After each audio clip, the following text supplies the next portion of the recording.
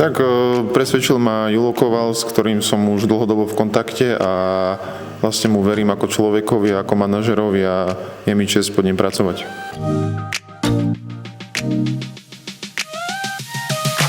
Tak verím, že budeme hrať o tie najvyššie priečky a z osobného hľadiska, že tú reprezentáciu by som videl. Tak srdciar hlavne, nebojím sa zastať spoluhráčov, nebojím hrať tvrdo, blokovať strely a k tomu nejaký ten bodík pridať. Zatiaľ, čo sú podpísaní, tak čo som videl, čo sú podpísaní, tak poznám ich skoro všetkých.